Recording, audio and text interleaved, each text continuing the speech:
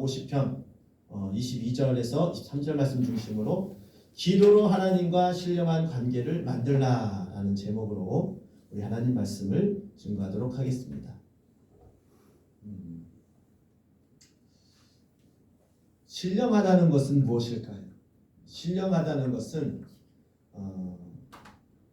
하나님의 성품 그리고 하나님의 그런 형상 이것들을 다시금 회복하고 또 그것을 닮아가는 것을 신령하다라고 할 수 있죠. 속되다라는 것은 반대로 이 세상에 그런 악한 어두운 그리고 우리에게 묶이는 죄에 대한 것에 대해서 속하다라고 합니다. 세상의 더러움 이런 것들을 얘기하는데요. 하나님과의 신령한 관계를 만들라. 이 관계라고 하는 것은 인격 대 인격의 만남입니다. 인격 대 인격. 인격이라는 것은 뭐냐면은 지정의가 있어요. 생각이 있고 지식이 있고 의지가 있습니다. 저 사람과의 관계가 좋다 나쁘다 이런 모든 것을 평가할 때에 내가 생각하는 그 사람에 대한 지식 그리고 그 사람에 대한 그런 감정 그리고 그 사람과 어떻게 관계를 맺고자 하는 의지가 다 포함된 것을 관계라고 합니다. 여러분 대인관계를 어떻게 하십니까? 그 사람이 성격이 좋고 그 사람이 인격이 되고 그 사람이 좋은 사람이라고 평가를 어떻게 합니까? 그 사람 간의 사람들과 관계를 어떻게 맺느냐에 그것을 보면은 알 수가 있어요. 자기만 알고 자기가 욕심적인 그런 행동만 하고 남을 돌볼 줄 모르고 이기적인 사람은 대인관계 하는 데 있어서 참 어려움을 겪습니다. 그도 그럴 것이 그런 사람은 사람들이 별로 좋아하지 않습니다. 자기만 위하는데 누가 좋아합니까? 자기만 욕심대로 행동하는데 멋대로 행동하는데 누가 좋아합니까? 싫어하죠. 저는 제 사람은 같이 있어봤자 전혀 도움도 안 되고 나에게 폐만 끼치고 그러면 그 사람과 관계하기가 싫죠. 반대로 남을 섬길 줄 알고 사랑하고 그리고 남을 먼저 생각하는 그런 사람은 오히려 그 사람을 만나면 마음이 따뜻하고 그 사람을 만나면 기쁨이 있고 내가 행복해지고 힘을 받으면 그 사람을 가까이 하고 싶습니다. 그래서 여러분은 주위 사람들한테 어떤 사람이고 것 같습니까? 사람들이 나를 만나면 저 사람이 힘을 얻는 것 같고 나를 만나면 행복해하는 것 같고 나를 만나면 정말 서로가 서로를 위하는 그런 풍성한 마음들이 생겨난다. 그런 사람은 참 인격이 좋은 사람이고 관계를 잘하는 사람입니다. 그런 사람 주위에는 사람이 끊이질 않습니다. 사람들이 많이 몰려들어요. 왜냐하면 좋으니까. 근데 반대로 내 주위에 친구가 없어요.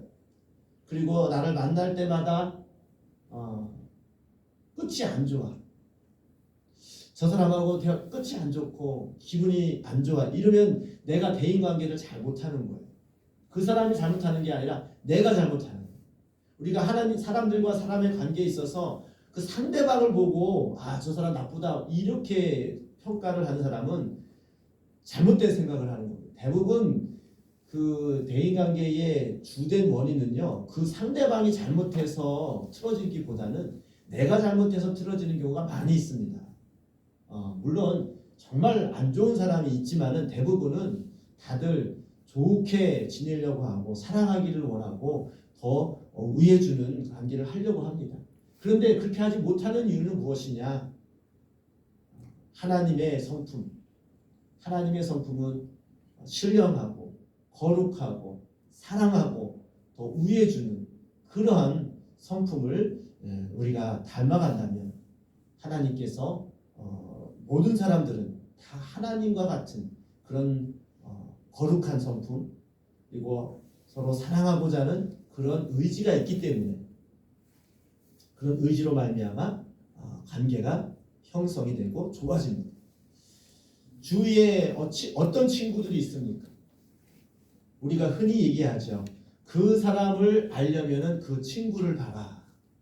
그 주위에 좋은 친구들이 있으면 그 사람은 좋은 사람이에요. 반대로 그 주위에 좀 형편이 없고 좀 안 좋고 평이 안 좋은 사람들이 주위에 많다면은 그 사람도 그런 사람이에요. 왜? 같은 사람끼리 어울리기 때문입니다. 여러분 주위에 어떤 친구들이 있습니까? 또 어떤 사람들과 관계를 하고 있습니다. 내가 좋은 친구를 사귀고 싶으면 일단 내가 좋은 사람이 돼야 돼. 우리 흔히들 얘기를 합니다. 결혼할 때에도 좋은 남자, 좋은 여자 만나고 싶잖아요. 그러면 내가 좋은 사람이 돼야 돼. 친구도 그렇고 어떤 모든 것이 다 그렇습니다. 이 관계라는 것이 상호적인 것입니다. 일방적이지가 않아요. 상호적인 것이기 때문에 그렇습니다. 그런데 하나님과의 관계는 어떻습니까? 하나님은 항상 우리를 사랑하시고 우리를 독생자 예수 그리스도에게 보내주시고 우리를 구원하시기까지 우리를 끊임없이 사랑하시고 우리를 기다리고 계시는 줄 믿습니다. 아멘. 문제는 무엇이냐? 내가 그런 하나님과 그런 하나님의 은혜를 얼마만큼 인식하고 그 하나님을 생각하고 살아가느냐에 따라서 관계가 형성이 됩니다. 우리 이 시편을 기자를 보게 되면은 시편은 딱 하면 떠오르는 게 다윗이잖아요. 이 다윗은 정말 드라마 같은 인생을 산 사람이었어요.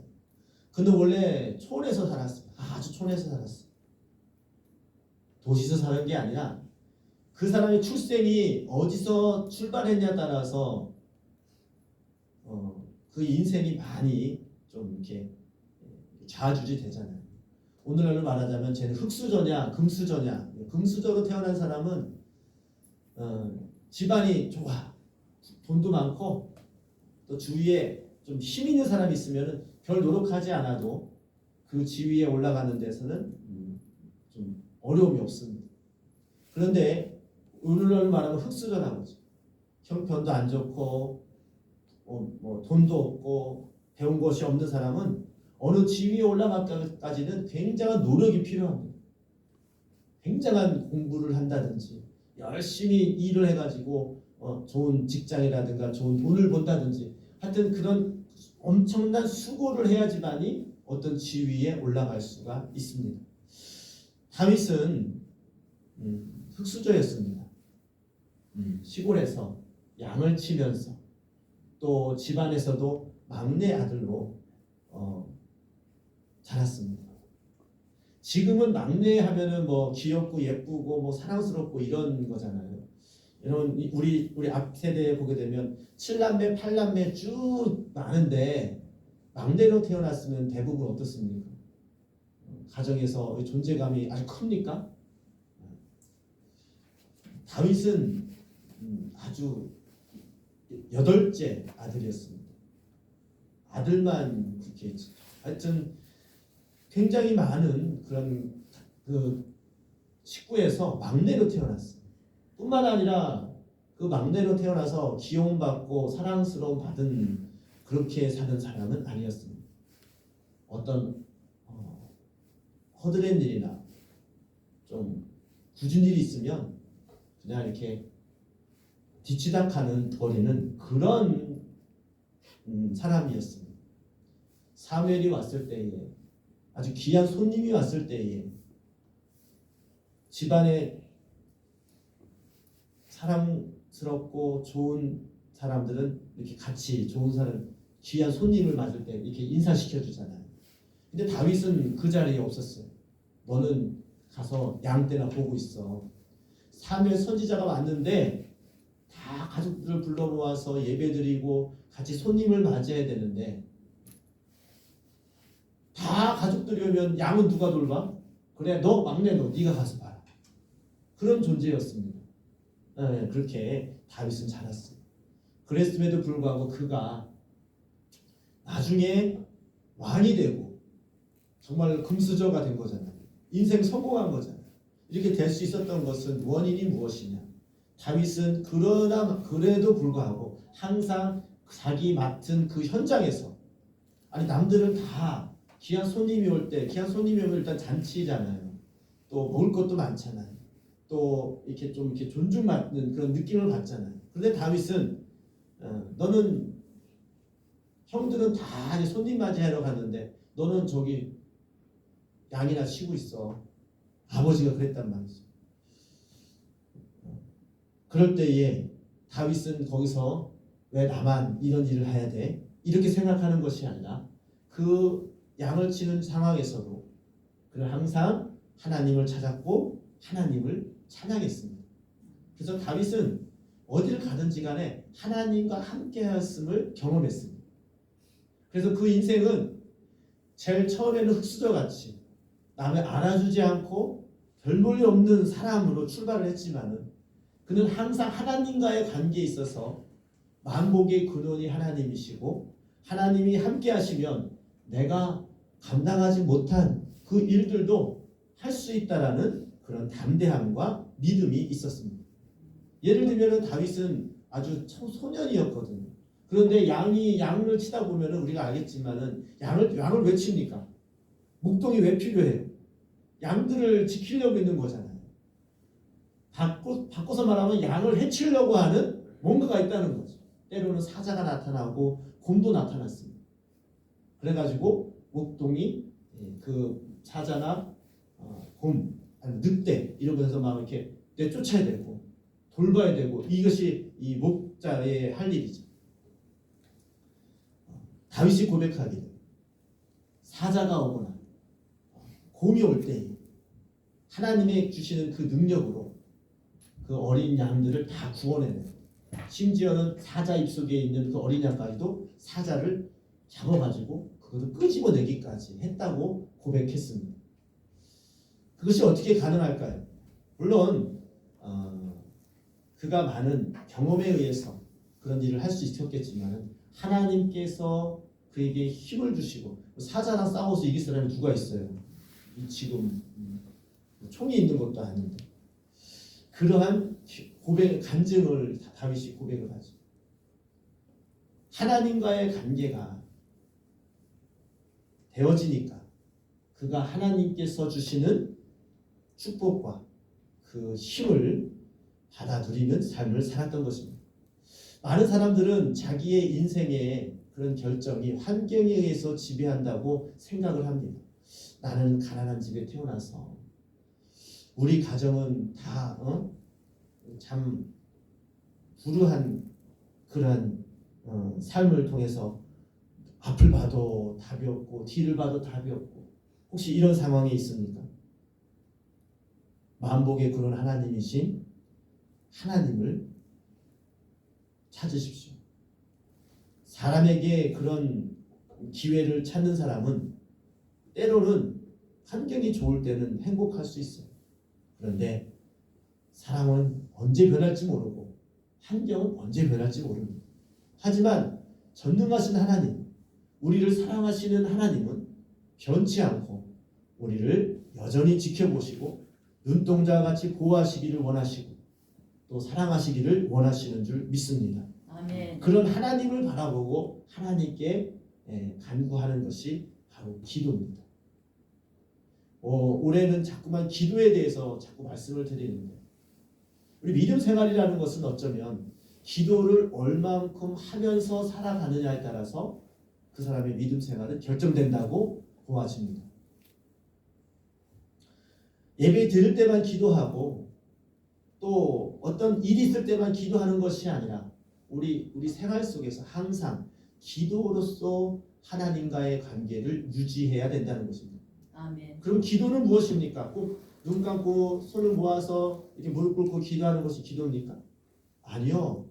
기도라는 것은 하나님과 소통하는 것이 기도입니다. 하나님께 소통하는, 그러니까 하나님과 대화가 기도예요.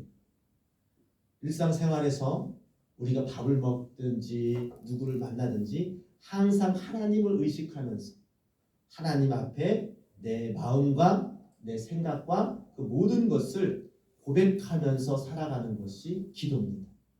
그럴 때에 하나님께서 우리와 함께 하시고 우리를 지켜주시는 그런 하나님을 경험할 수 있게 되는 것입니다. 다윗은 항상 어디를 가든지 간에 그런 삶을 살았어요. 심지어는 그가 장군이 되고 군인이 되어서도 왕이 되어서도 항상 기도했습니다. 어떻게 기도했느냐? 적들이 쳐들어오거나 어떤 문제가 있을 때마다 제일 먼저 한 것이 뭐냐? 저기 어디서 왔는지, 저기 뭐 했는지 이거 상황을 알아보기 전에 먼저 하나님께 기도했어요. 하나님, 내가 이 전쟁에 나가도 되겠습니까? 하나님, 내가 하나님이 함께하지 않으면 내가 이 전쟁에서 이길 수가 없습니다. 하나님, 나와 함께하여 주옵소서. 먼저 기도할 때 하나님께서 내가 너와 함께한다. 내가 함께 너를 승리하게 해주리라. 이런 하나님의 응답을 받고 나갔기 때문에 다윗은 일평생에 전쟁에 나가서 한 번도 지지 않고 백전백승하는 그런 삶을 살았습니다. 그러니까 실패를 한 번도 안 했다는 거예요. 전쟁에 나가서 한 번도 진 적이 없어요. 무조건 이겼습니다.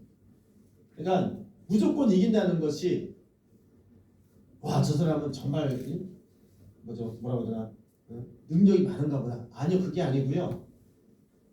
때로는 하나님께서 지금은 나가지 말아라, 숨어 있으라, 이렇게 하나님이 응답하시면 나가지 않는 거예요. 그러니까 이길 수 있는 싸움만 싸웠다는 거죠. 하나님이 일러주셔가지고. 그게 하나님께서 함께 하시는 그런 증거입니다. 무조건 싸우면 무조건 이긴다는 것은 이것은 뭐 말이 안 되는 거죠. 언제 싸우고 언제 물러서는 것을 안다는 거죠.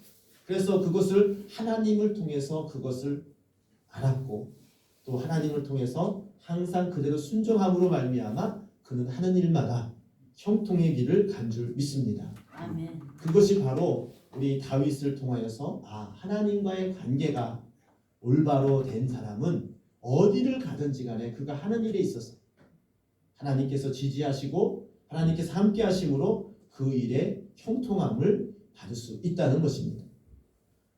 반대로 이 다윗은 전쟁에 나가서 항상 승리를 했지만 우리가 다윗하면 또 안타까운 것을 보게 되면 하나님을 잠시 잃어버리는 경우가 있었습니다.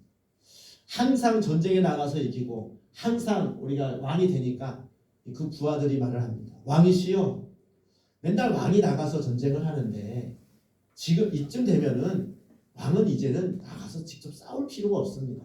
왕은 여기서 계시고 명령만 하시면 저희들이 나가서 싸우겠습니다.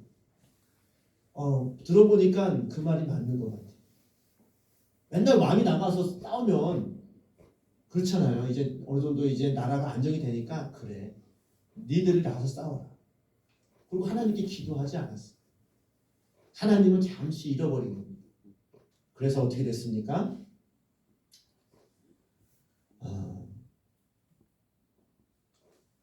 군인들은 열심히 나가서 싸우고 있는데 하루는 다윗이 이렇게 저녁에 이렇게 돌아다니다가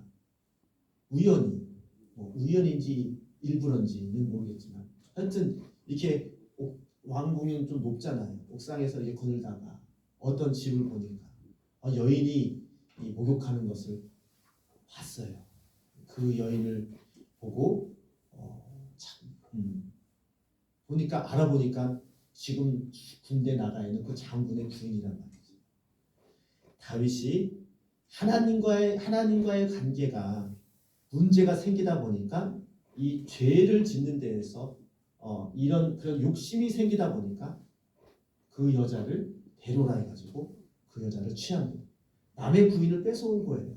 남의 우리야 장군이 부인인 것을 알면서도 데려오라고 했어요. 왜?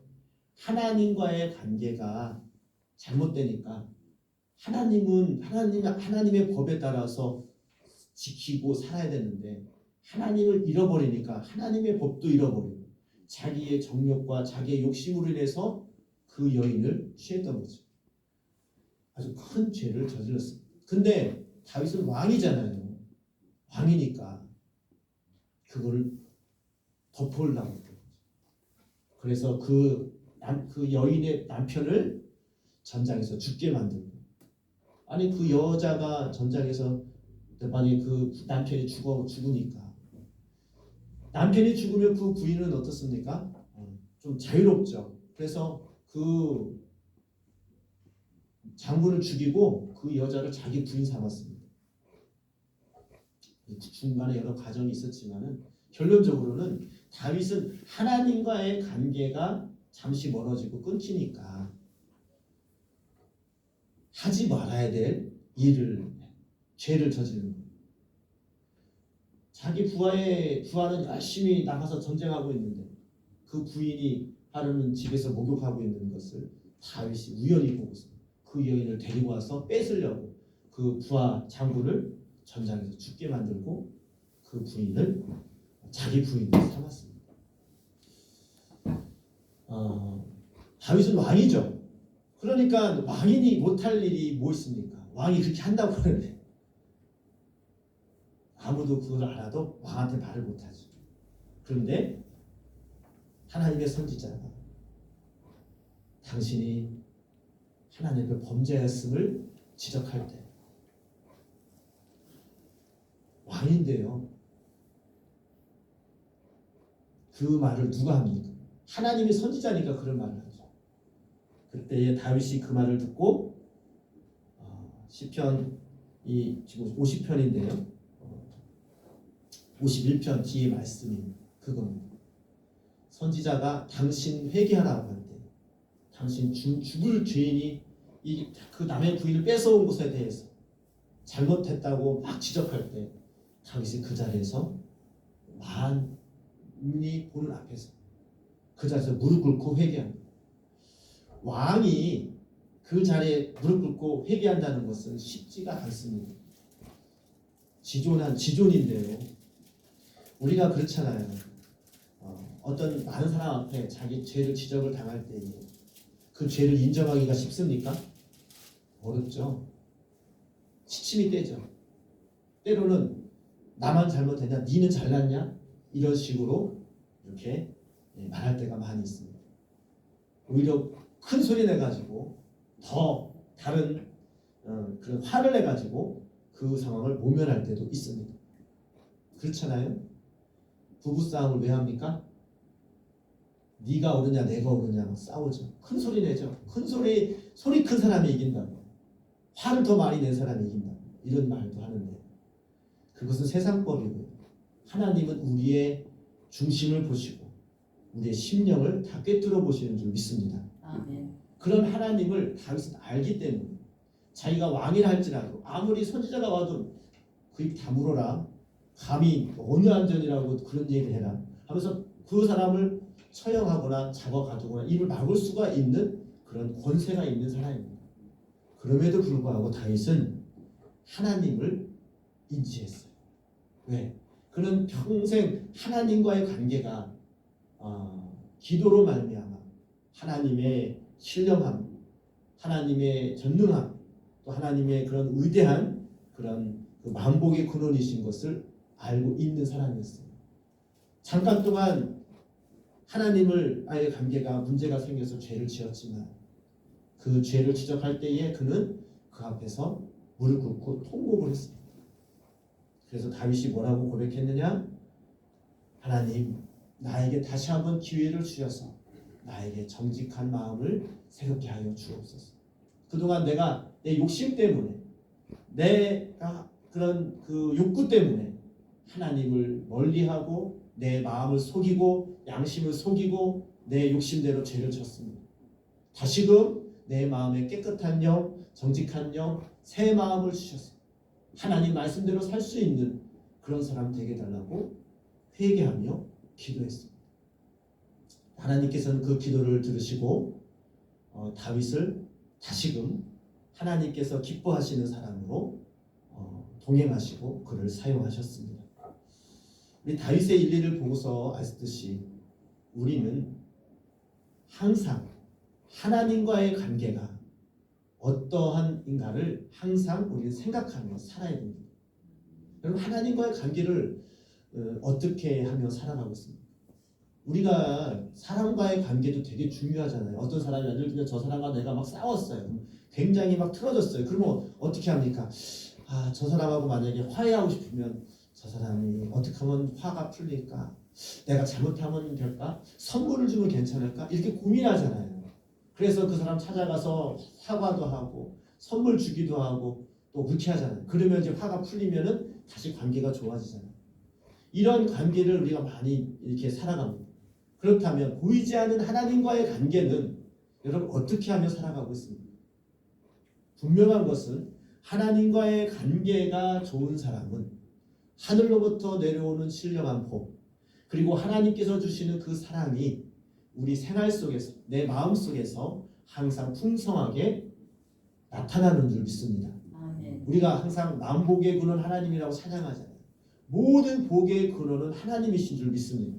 아멘. 그 하나님으로부터 신령한 것이 내려오고 사랑이 오고 은혜가 내려오는데 하나님과의 관계가 잘 유지되는 사람이 하늘로부터 오는 신령한 복, 하늘로부터 오는 하나님의 사랑이 공급되어지고 풍성해지는 은혜가 있게 되는 줄 믿습니다. 아멘. 반대로 하나님의 관계가 소원해지고 멀어지면 다윗이 하나님과 동행할 때는 항상 승리했고 형통했고 흑수저에서 아주 보잘것없는 자리에서 크게 왕으로 또 이렇게까지 성공할 수 있었던 것은 하나님과의 관계가 좋았고 늘 기도하는 삶을 살았기 때문에 그는 가는 곳마다 승리했고 많은 사람들에게 인정받는 사람이 되었습니다.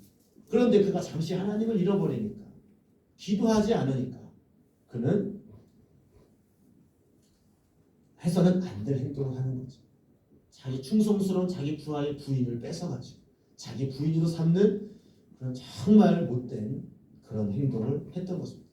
아무리 신령한 사람도 아무리 하나님의 사람도 하나님과의 관계가 소원해지면 그런 죄를 지을 수 있다는 것입니다. 그래서 우리는 항상 하나님과의 관계가 어떻게 유지되고 있는지 우리는 항상 점검을 해야 됩니다. 그 점검을 어떻게 합니까? 그것을 어떻게 할 수 있습니까? 그것을 다시 바꿀 수 있는 방법은 무엇입니까? 바로 기도입니다. 기도는 하나님과의 소통이라는 거죠. 하나님과의 관계라는 거죠. 기도는 별거 아닙니다. 어쩌면 쉬운 겁니다. 뭐냐면 내가 하나님을 여기 앞에 우리가 어떤 사람하고 대화할 때 바로 앞에 있으면 어떻게 합니까? 밥 먹었니? 어제 뭐 했어? 또 오늘 어제는 어떤 일이 있었어? 대화하잖아요. 그렇죠? 그 대화를 많이 깊은 대화를 하면 할수록 그 사람과의 관계가 가까워집니다. 그렇죠? 가까운 사람일수록 자주 만나죠. 그리고 더 깊은 대화를 합니다. 여러분 지나가는 사람하고 자기 속 얘기 합니까? 1년에 한 번 어쩌다 만나는 사람하고 자기 속상한 얘기 합니까? 지나가는 옆집에 살아도 어쩌다 한 번 만나요. 그러면 그 사람한테는 그 사람이 뭐 하는지 신경도 안 쓰고 내가 속에 고민이 있어도 말하지 않아요. 왜? 바로 옆집에 살아도 많은 그런 관계가 깊은 관계가 아닌 사람은 깊은 대화를 안 해요. 못 들어 저 사람하고 내 속 얘기를 해. 그런데 좀 멀리 살아도 저 친구하고는 자주 만나. 뭐 일주일에 한 번 이상 만나든지 아니면 어떤 친구는 매일 만납니다. 그런 친구는 어떡합니까? 미주알 고주알 다 얘기합니다. 자기 속 얘기도 다 얘기하고 자기 속상한 얘기도 하고 또 우리 어르신들은 또 좋은 얘기, 자기 손주 얘기도 하고 아들 얘기도 하고 또 어제 어떤 음식을 먹었는지 얘기도 하고 시시콜콜 다 얘기합니다. 자주 만난 사람, 즉 관계가 깊은 사람한테는 자기 속에 있는 별 얘기 다 합니다. 그렇죠? 관계가 깊으면 깊을수록 자기 마음에 속에 있는 걸 다 얘기합니다. 하나님과의 관계도 이와 똑같습니다. 어쩌다 한번 기도하는 사람은 기도할 게 별로 없어요. 왜? 할 말이 없거든요. 하나님을 알지도 못하고 하나님이 나에게 어떤 사랑을 주시는지 모르니까 할 말이 없는 거예요. 여러분 기도할 때 할 말 없으세요? 무슨 기도하지? 이렇게 생각하는 사람은 하나님과의 관계가 좀 멀리 있는 거예요. 뭐 이렇게 가끔가다 만난 친구와 같은 사이인 거죠. 근데 하나님과의 관계가 돈독해지고 매일매일 하나님과의 그런 교제가 있는 사람은 기도할 게 너무 많아요. 내 속 이야기, 내 속상한 이야기, 그리고 앞으로의 바람, 그 모든 것들을 만복의 근원이신 하나님께 시시콜콜 다 얘기하는 거예요. 친한 친구에게 다 이야기하듯이. 여러분, 하나님과의 관계가 어떻습니까? 하나님과의 관계를 어떻게 하면서 살고 있습니다.